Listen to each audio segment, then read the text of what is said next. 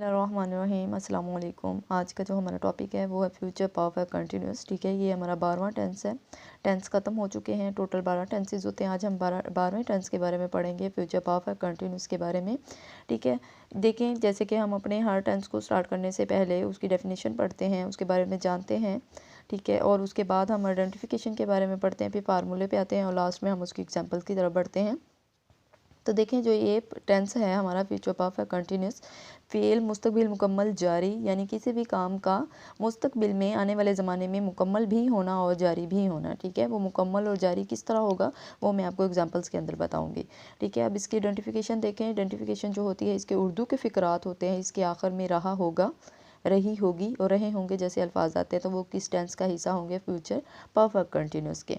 ठीक है, अब इसके फार्मूले की तरफ बढ़ते हैं। देखिए फार्मूला इसका क्या होगा।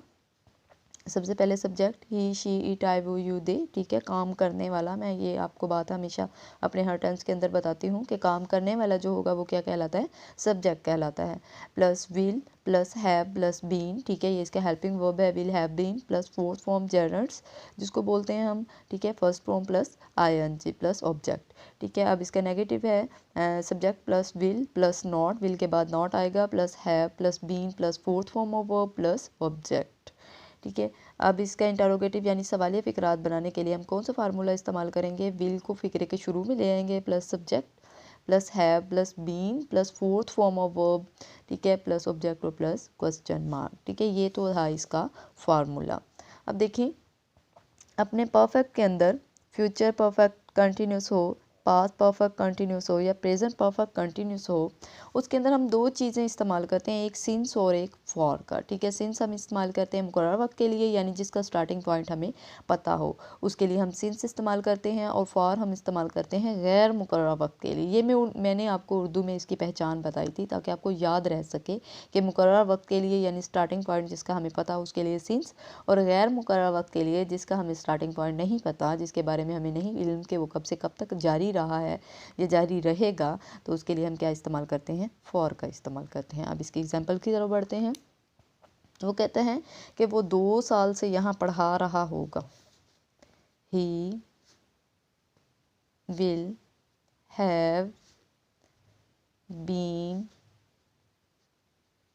Teaching here, he will have been teaching here 2 साल से। ठीक है, अब हमें इसके ड्यूरेशन के बारे में नहीं पता, तो हम क्या इस्तेमाल करेंगे, for.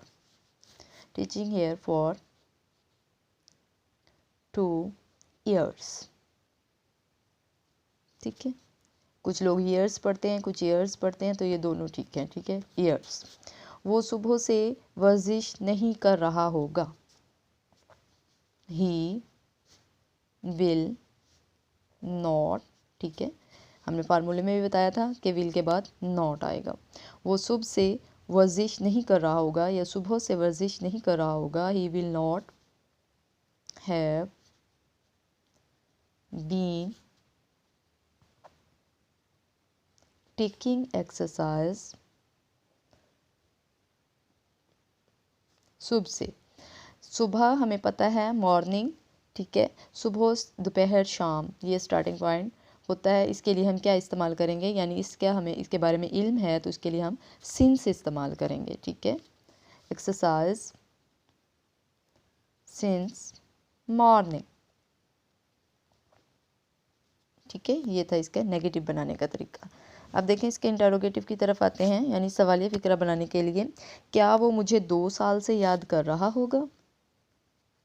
Will he have been, क्या वो मुझे 2 साल से याद कर रहा होगा। Will he have been missing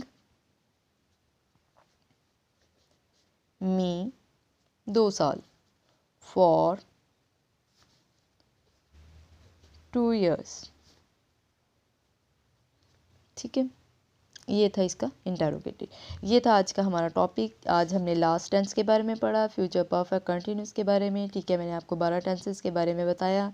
आप मैं उम्मीद करती हूँ कि आप लोगों को मेरा तरीका पसंद आया होगा, आपको इन टेंसेस की भी अच्छे तरीके से समझ आ गई होगी। इंशाल्लाह नेक्स्ट टाइम मिलते हैं एक नए टॉपिक के साथ। तब तक के लिए मुझे दें इजाज़त। अल्लाह हाफिज़।